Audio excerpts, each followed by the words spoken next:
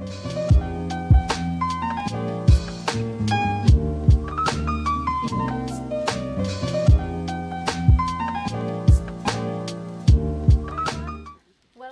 to Lillehammer. So nice to see so many people here at this Litteraturhus and library. And we're being filmed today, so try and turn off the sound of your mobile phones. I think that would be nice. Yeah, we're going to talk to you for about 50 minutes or so. And this event is called Fellow Man, or Medmennesker. So we're going to dive into that. What does it mean to be a fellow man or a fellow person? And on stage with me here, I have two very excellent authors, if I may say so, that each in her own way writes about relations and about necessities, coincidences, and how they shape us, what it means to be human. They're both very productive. Alice Zeniter, she made her debut as a novelist at the age of 16. That's pretty impressive. And since then, she's written a play and 3 novels. And all of them has won awards. Her latest book, I'm going to try and say it in French, L'art de perdre, yeah, more or less. The Art of Losing, or Kunsten å miste in Norwegian. I have it here. It's a multi-generation novel that follows Algeria's colonial past and its effect on our contemporary era. Zeniter follows the legacy of Algeria for 3 generations, and in the book it's very rich, and she explores questions about immigration and integration, and how history affects young people today, and how new political events bring new aspects to the post-colonial legacy.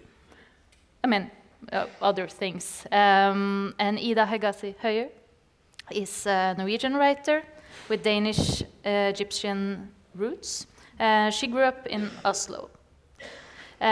She also debuted as a novelist in 2012 and has written 5 novels. And her latest book, Ene, skissen, I don't really know how to translate that into English, but no. It tells a story of, well, you will think it tells a story of 3 very different women living together in an apartment, and they befriend since they were kids and function as a harmonic unit. And the way they relate to the world around them is to sort of keep it at bay together.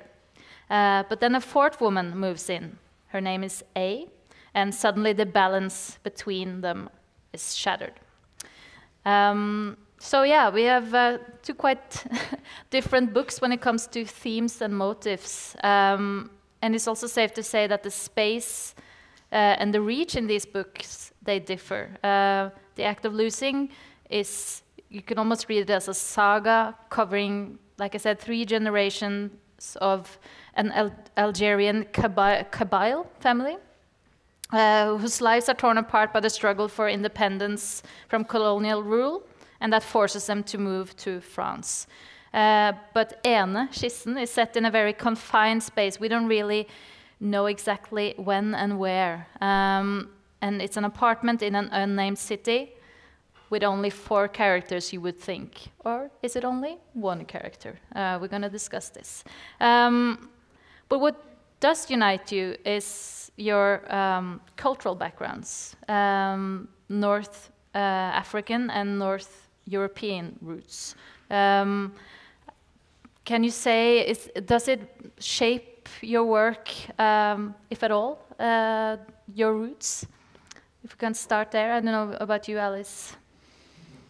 Or how does it shape your work? I would say it didn't for a long time, and maybe I actually tried in a very active way to not have it interfering with my work, because basically I wanted to be a writer, and the image of a writer for me in France was a white male, So I was trying to, I was trying to be a white male writer.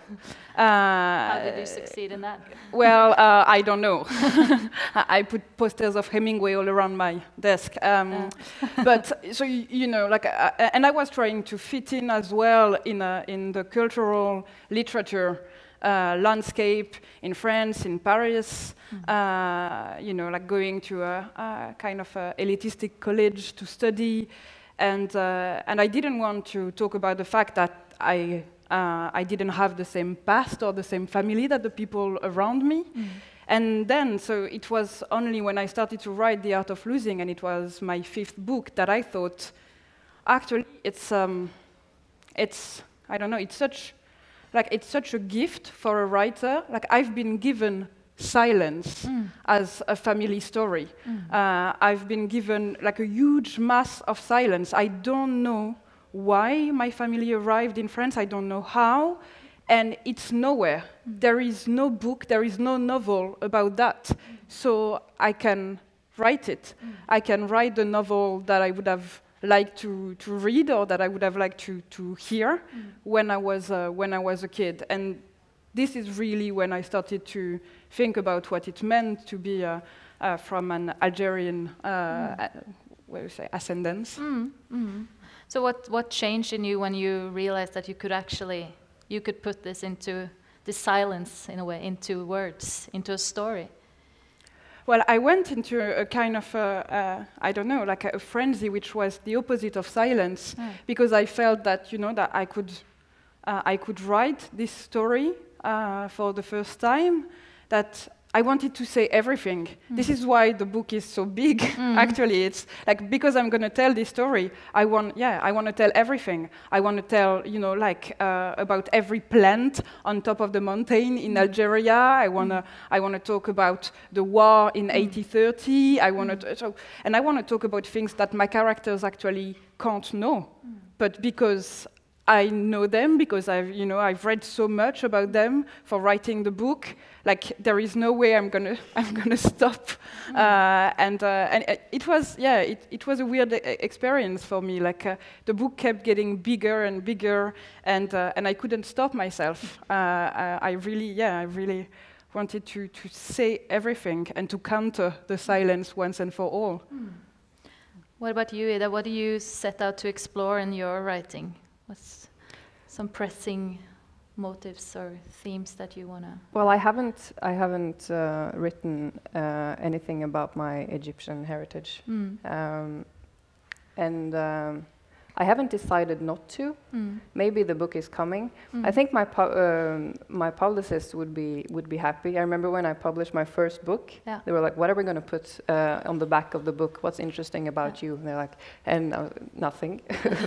And they started asking questions, and where you're from, blah blah blah. And they're, okay, you're half Egyptian. We can use that. But then exotic, right? And then I turned out to be a disappointment, I assume, because I never wrote about it yet. But to me, it's not important, to say it simply. And the reason why my father came to Norway is a very I don't know. It's not very interesting. He came out of luck, and he met a woman, and he made pizzas. Yeah. So it would be a thin book. But I read your book, this one, and also Take This Man, and I enjoy them a lot. And the way you define your characters are very. I mean, you put them into all these social relations, and you get to know your characters through their society, and through the political situation, and through their family heritage. And then it occurred to me that I kind of do the opposite, because I remove my characters from everything, and I place them in deserted places, like a cabin in the woods, or an island in the Pacific with no people at all, or in this book, in an apartment in some city somewhere, away from from other people, and they keep a distance. And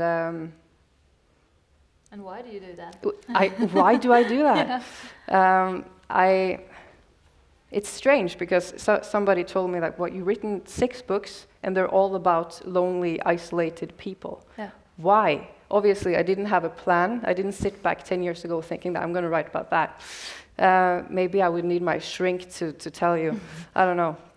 It's, I think when you place somebody, when you remove them from their home environment and place them somewhere where they have no belonging, it's interesting because then you can become whoever. You can become someone new when there is nobody there from before to define who you are. And I think it's interesting to sort of investigate in individuality in that sense, because we have a tendency to think that we have a sort of solid identity, that we are like this and we would never do that and blah, blah, blah. But we're not. We're very, very influential, and if you go somewhere where nobody knows you, you can actually be anyone. And you can do things that you didn't think you would, and your identity, whatever it is, change.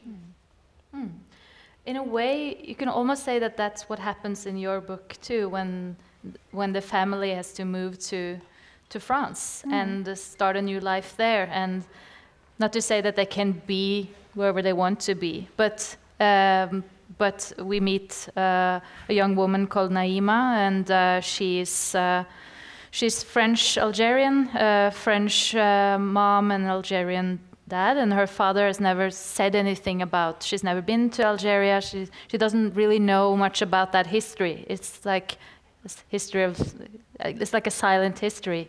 And can you, in a way, it's the same. It's a similar thing that happens. Yeah, would you say? I relate to what you said deeply, like the idea that identity is not an essence. It's always a relationship. And because of that, then it will change. That what we are is always how we are seen, and if we are seen in a different way, then we'll be different people. And in the case of the family in the book, of course, they're very different when they are in Algeria, in their village, when they are actually powerful. It's on a little scale, of course, but they have all these fields of olive trees. And they're the rich family on top of the mountain, and they're seen as such. And Ali is seen as a wise man. People come to him to ask for advice, and then they arrive in France, and they're the poor, the illiterate. They don't know how to read and write, and how would you believe that a man who cannot read and write is wise? Not anyone wants to talk to him. Not anyone wants to ask him, about a situation. And he becomes a complete different man because what he sees in the people's eyes is a complete different reflection. And Naima, she will see, like she's the most identity fluid one, and she sees that that because she's a trans class, so she moved from social classes. So sometimes she can be seen as a Parisian bourgeoise. She works in an art gallery in a posh neighborhood. And she's able to talk about culture, so she can be seen as that, and sometimes she's just seen as an Arabic woman. And the problem is that you can never guess what it will be. So you always depend on that. What will it be? How will this person see me? What will I be in this situation? And therefore, your identity keeps changing. And I didn't apologize at the beginning for my English, which is clumsy and broken. But after this clumsy, broken sentence, I will apologize. Goes for all of us. So. You'll be fine. Yeah, but yeah, having an identity and kind of having it shattered and then rebuilding it. That's also something I find, yeah, it's essential in both your works, I would say. Or just finding oneself in just a foreign place. And also trying to, like with Naima, trying to understand her identity. And what does that, what does it mean to fully grasp who you are and where you come from? And we talked a little bit about silence and what's not being said. In your book, you write, "You lose what is not communicated. It's as simple as that." But is it really that simple?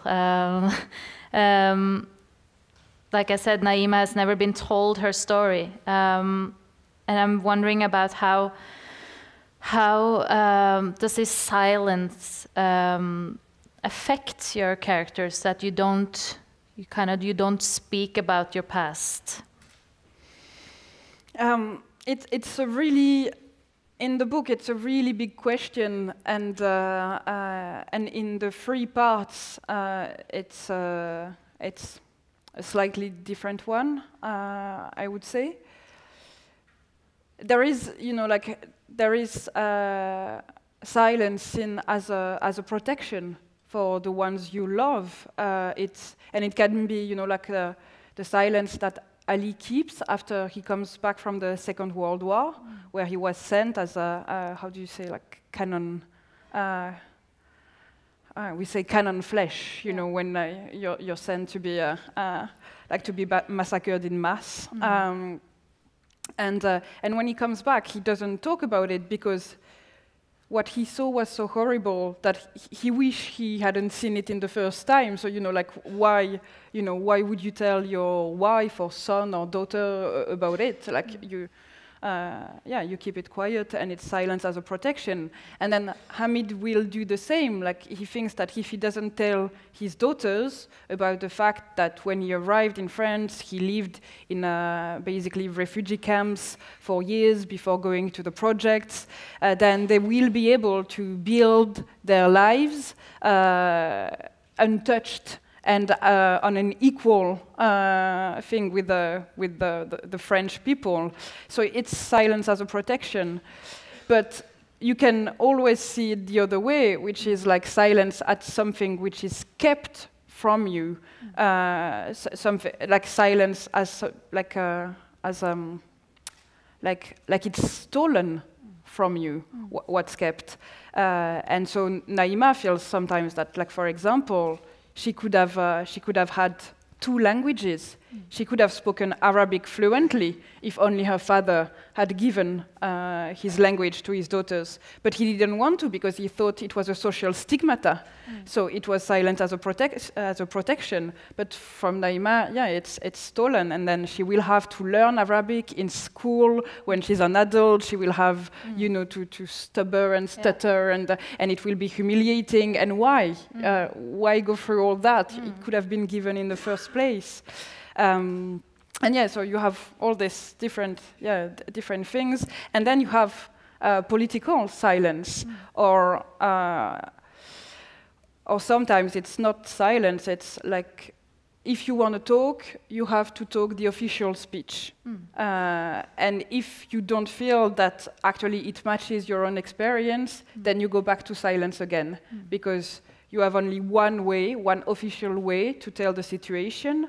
And it's not a good one. So it's the case with the Harki, who arrived at the end of the Algerian War. So they arrived in '62, and in the official French speech, they were seen as people who fought for France because they loved France, and they loved French Algeria. So they were looked upon as a proof that colonization was a good thing. It's a terrible thing. Like, basically, if you want to tell about your life, but you're told that the frame in which you can tell your story is you're the proof that colonization was a good thing, then, sometimes it's better to stay silent. And I think it's one of the reasons why I wanted to write the book as well, is that I couldn't say my grandfather arrived in '62 without having to fight against this massive prejudice, which meant that, okay, he was a Harki, he was a pro-French fighter, colonization is a good thing. Like, for Christ's sake, it's just like, it kills me to have to you know, like to unbuild all that before I can say something simple. So then you write a book, you say, okay, it's 500 pages long, it's everything I want to say before we can start this conversation. Yeah. So what you say is, I have this book, read the book, then we can talk. Yeah. But also, in a way, both silence and also various voices is very persistent in your book. We were told, because these books, like I said, they're very different, but there are some things that unite them and some things that don't at all. But there's, I think, this play of voice and who has the voice and who's got, you know, who's also got the power. Because when you read this book, you think you encounter first 3 characters, then a 4th characters, but maybe you only encounter 1 character. This is character called A, as I mentioned. She's a writer, and she is very insistent that she has to write, and everything else, nothing else matters. She just has to write this work, and the people around her, these other 3 women who live in this apartment, they had to shut up, and they should not open the refrigerator, they should not talk, they should not be in her way. What can you tell me about these voices? Well, first I thought about what you said as silence as protection, and I think it's a very universal thing as well, because we all we can choose whatever we say, and we can choose what we don't. And whenever you meet someone, there's always a huge continent of things that are not spoken about. And we all have these dark holes that we never reveal. And some people have bigger holes than others, I presume. And my characters, they don't, I guess in very few of my books, they don't really reveal much of them, of background, or you just see them through voices and meetings and relations. They're suddenly there. And in this book, it starts out with these 3 women living together, known each other their whole life since they were small. And they're very stereotypical. One is happy and socialized and wants to go... And very beautiful. And very beautiful, and knows how to talk to people, for once. And she wants to hang with her friends, and she wants to have a boyfriend, she wants to get a family. And the other one is very depressed, and she doesn't see the point in anything. She just lies in her room, eating Valium, and she doesn't even bother to shower. And the 3rd one is sort of chaotic, somewhere in between these 2 very black and white people, and they sort of find a way to make it function, even though they are very. I mean, they are dysfunctional, but inside their own apartment, they make it work somehow. But then when A comes, she completely takes over the control, and they have to obey. And she is the writer. And so you can read the book as a way of, well, it's a comment on how you live with the need of having to produce art or novels or whatever, which is of course a blessing, but it's also a curse. And she is telling Elena, her name, I mean the normal one, so to speak, that she cannot go to meet her friends, and she cannot have a boyfriend, and she will never have children because she needs to stay focused. And obviously, this is put very on edge. It's not realistically told. It's an experimental book, because they all represent different wills within the same individual. So they're not actually for women. They are just different. I mean, they represent the ground ambivalence, I guess, within all. I mean, if you write or if you don't, I guess everybody has that fight between the need to stay at home alone or the need to go out. And we sort of have that fight going between the individual and the pack member, and that's what the book is about. That you never, that it's chaotic to live, and that you can't keep both that individual and the pack member happy at the same time. I suppose, because it's chaos within. Yeah. Yes. Because you said so that it's only these voices and that you don't tell that many things about backgrounds, but actually,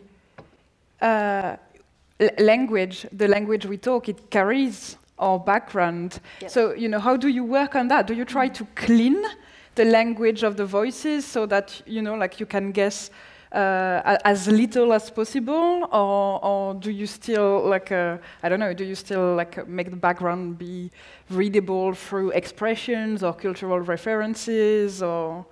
No, the language actually varies from book to book. No, I mean in this one, book,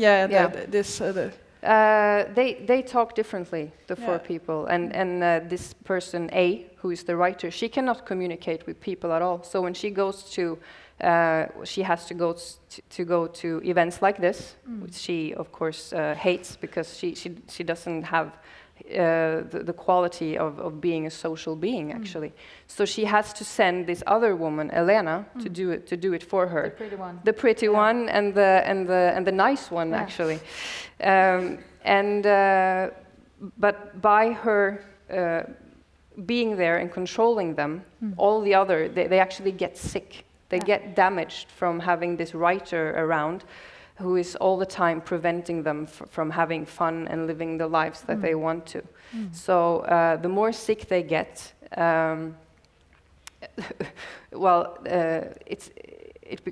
she actually changed the skin color, and in the end she gets like a little, how do you say it? A little cold sore or something like that, like herpes on her lip, and it just spreads. The more of these kind of talks that she has to go to, the more yellow her skin gets, and this little sore, it just keeps growing, and in the end, actually half her face falls off. So it's very experimental, but she can talk, and the other one can't. So. So this, like we mentioned, this the title of this event is Fellow Man, and I was wondering about this word fellow man. What does it really mean? And I looked it up in the dictionary, and in the Cambridge Dictionary it says people generally, or the people living around you. But when you write, how do you? What does it mean in your writing to be a fellow man, if it's even possible to answer?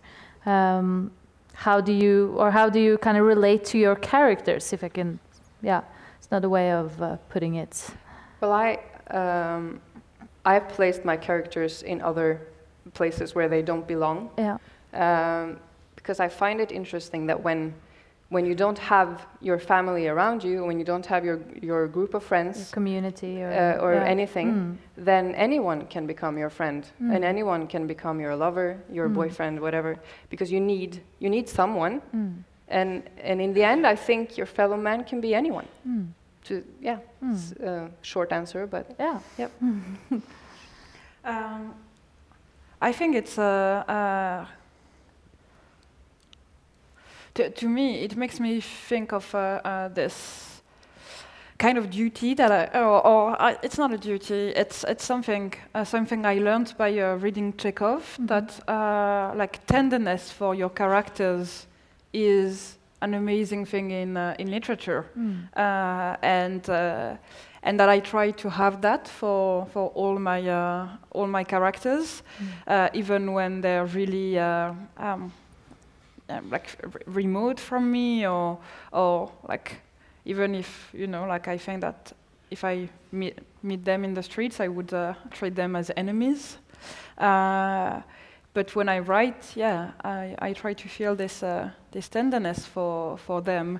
And there is this quote by Ricoeur that I kept from years ago. I think I heard that when I was 17 in a philosophy class, which is brothers of mankind, we all have the same chances to fail. And it just it's not even an active thing. It just keeps coming back to me every time I write, every time I create a new character. I think this is what creates brotherhood or sisterhood. It's we all have equal chances to fail, and then I try to look at my characters that way. Well, can you talk about how you create your characters? Like how much do you know beforehand when you set out to? I know that you did a lot of research on this book, but in general, I read somewhere that Murakami said that all he needs is just one person and a cat, basically, and then he just starts writing, and then the story just comes to him. But how do you work with your stories, with what you want to say? I think to me as actually you said at the beginning, it's a big question because actually I always wonder what makes someone in like even if you don't think that it marks you, that it shapes you, what in the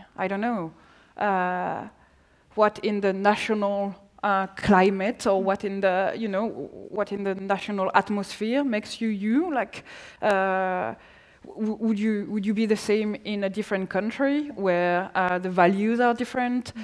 What shapes you in your language? What shapes you in your family, in your education, both in the family, at school, in the street, and actually like. Where's your freedom? In which little margins is your freedom?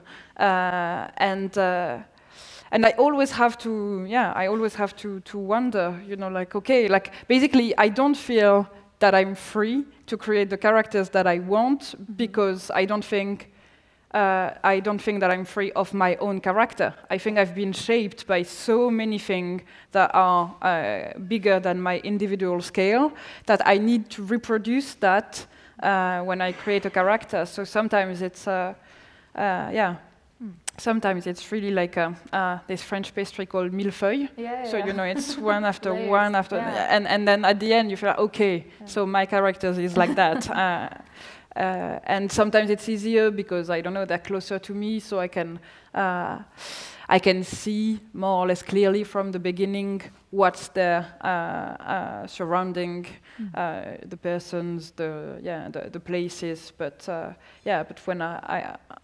when I started to write The Art of Losing, like basically I didn't know what it was to live on top of the mountain in a little Kabyle village in the 40s, without knowing how to read, without knowing how to write, without having like the radio or the newspaper or to give you the news. What it was to live from the land as well, like to have your life. Like the rhythm of your life being completely dependent on the seasons, the disease that the trees can get, and I thought, like I'm not going to do any psychology before I went through all these things. Like what laws are working in the village,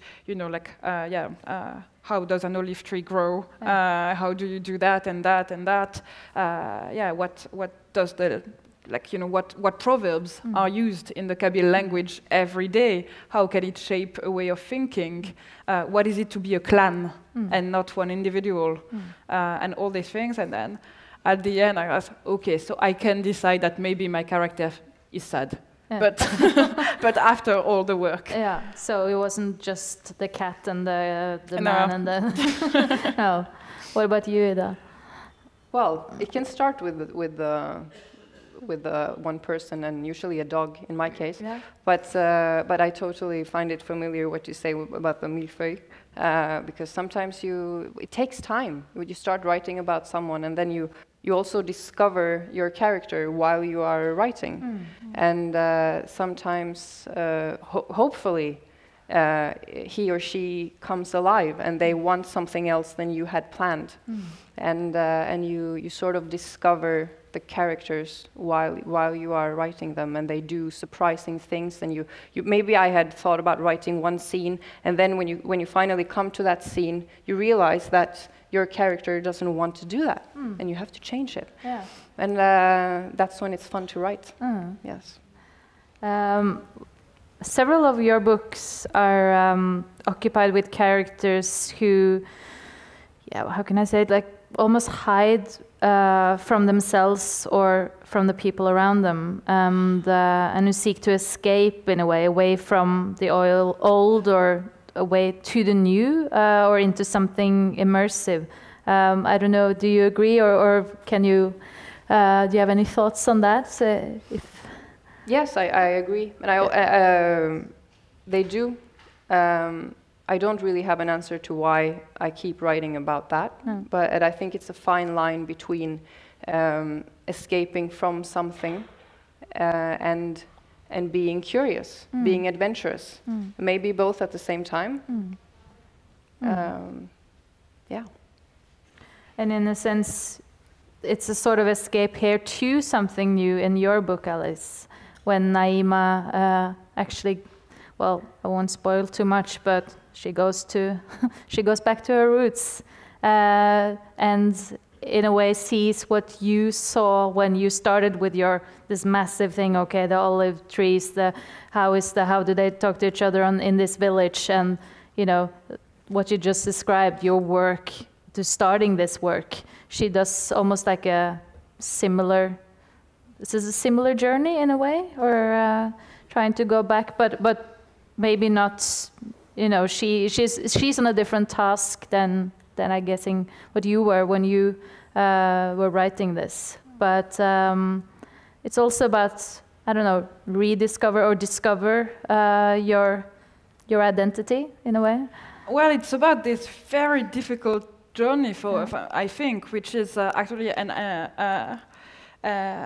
and you proved the point of my third part, which is you said that she goes back.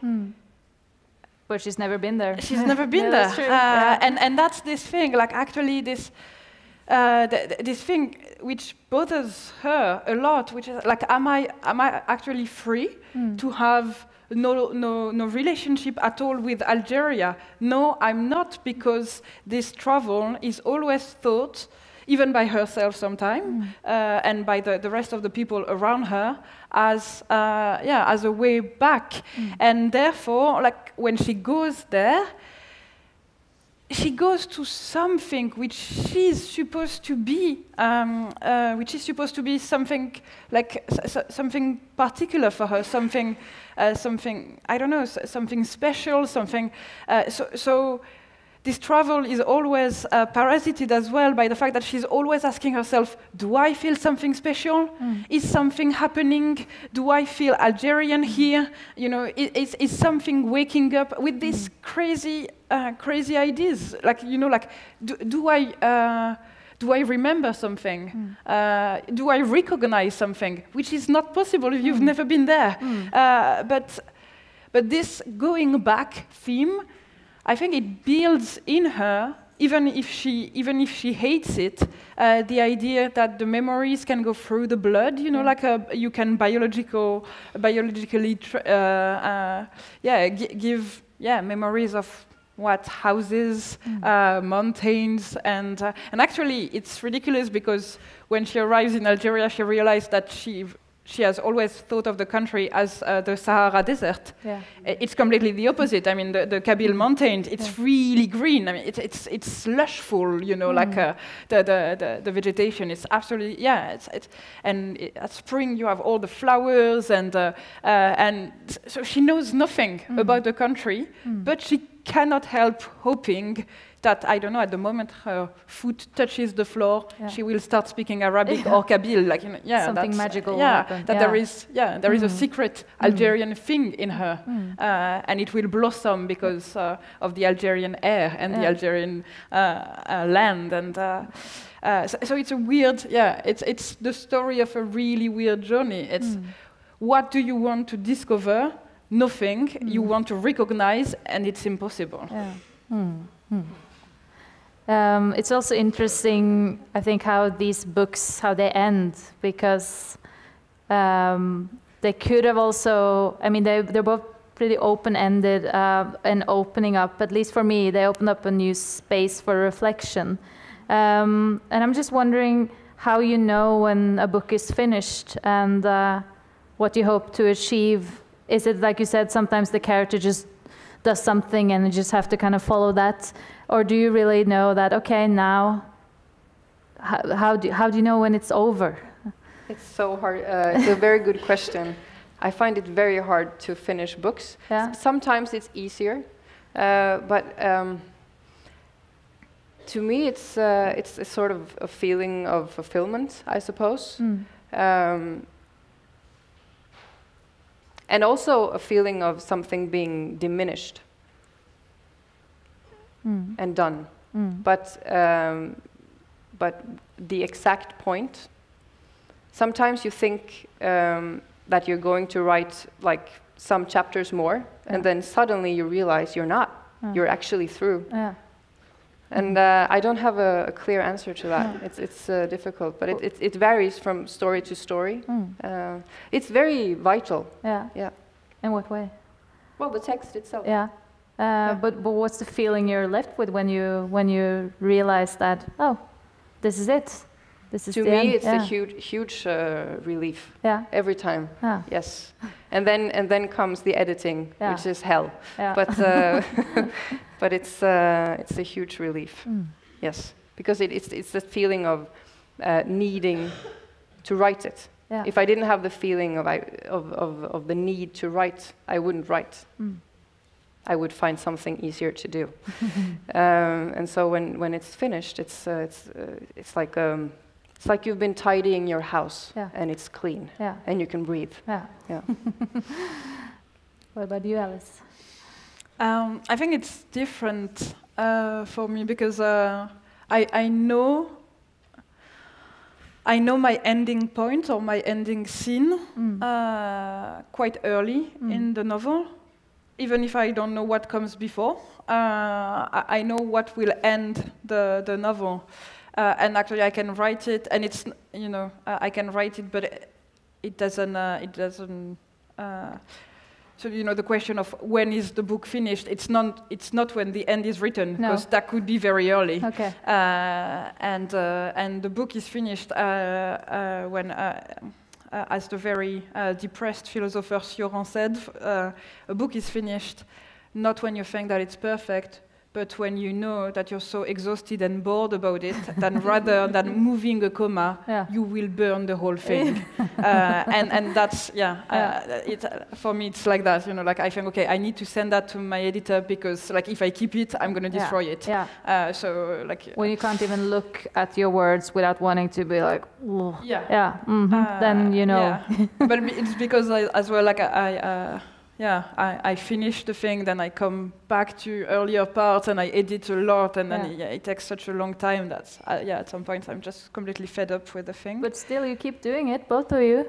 Keep because writing. I'm really happy till I'm not happy anymore at all. But I don't write in pain at all. Like I never. sometimes I wish I could, because it has, you know, this kind of romantic aura, you know, like you suffer from writing, and then you tear papers and you throw them away and you yell in the middle of the night, and I wanted to be that when I was younger, but actually I don't write at night. I don't, I'm not in pain at all. I laugh a lot, actually, when I write. I have this kind of puppet master joy, which is really like when I was a kid and I was playing with my poupée. How do you say that? Dolls. So it's the same joy of creating something, universe, characters. For me, it's really joyful, and then I get fed up and I don't want to do it anymore. But it's an evil circle in a way.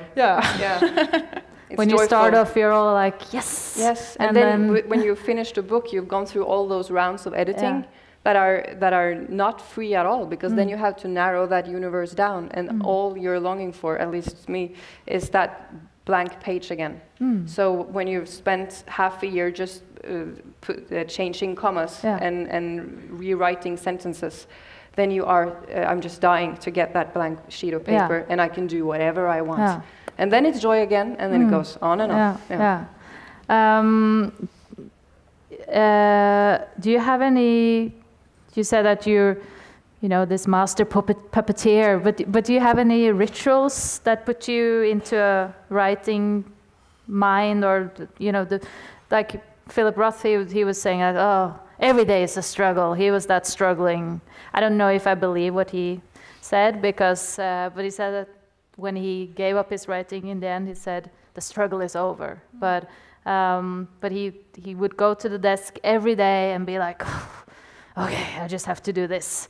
But do you have any, any rituals, anything that, it seems to be joyful for you? We said with the blank page, with, you know, the feeling of, okay, I can create something. Feel free. Yeah. Because it's one of, I mean, art, it's one of the, maybe the only place we have where we actually can do whatever we want. And the rest of the time we're just very flinke. Yeah, or goody. Good, educated. Yeah, we just do what we're told. Yeah. Basically. But here you can do what you want. And then I can do what I want. Yeah. And I can make someone lose half her face or whatever. It's and up to me. And you can make the reader go like, no, because that's my feeling when I read that. It was pretty disgusting, to be honest. But you can also be that master puppeteer in a way. In a way, well, I guess we all are. Yeah. But I think it's a combination of joy and struggle. It's both. It's the feeling of having to do it, and so, even though sometimes it's very hard, it is. But it's joy at the same time. It's I have thought many times over, you know, doing something else. But it seems that I'm stuck with the writing. Yeah, I'm finding my peace now. What about you, Alice? Have you found your peace? Yeah. In this? Yeah, and about the rituals and the, I don't know. No, I don't think I have any. And actually, it's I feel tremendously lucky that I can live from my writing. It's not like, you know, it's not a job. I don't have to go out every day and do it. I don't have to do anything. I'm as free as I could, as I could dreamt of, and it's such a luck. I'm not gonna disguise that luck into an everyday struggle. Like, of course, it is a craft as well, like, you know, writing, so it demands that you spend hours sometimes just, like, you know, hammering a sentence, and so sometimes, I have, like, very long days of work, but basically, if I don't feel like writing, I don't write, and I enjoy that. You know, like I can spend days without writing, or just like jotting down few sentences in a notebook, and then you have days where I spend like 10 hours in front of my computer just doing like, no, here it will be a semi-comma, and then 1 hour looking at the thing, and then, okay. So it's really, it's really different, but But I don't know. Sometimes I think as well it's something that I have, like I have to say. I kind of resent what Philip Roth said. I mean, for fuck's sake, it's such a luck to be a writer. Like, why are you going to whine about the fact that it's every day a struggle in front of your desk? Like, no, man, no. It's a huge privilege, and decency is to acknowledge that. I live in a wonderful and a very rare privilege. So yeah, I don't work every day. That's the thing. And I think we're pretty privileged to have these books as well, and to talk to you and to meet you. And unfortunately, our time is up. This went by very fast, I must say. I think we could have talked for hours. But thanks again for taking your time to talk about your work. And I would recommend, obviously, these books to everyone. They are brilliant pieces of writing. So thank you again. Thank you so much for coming. Ellen. Thanks. Thank you. Thank you.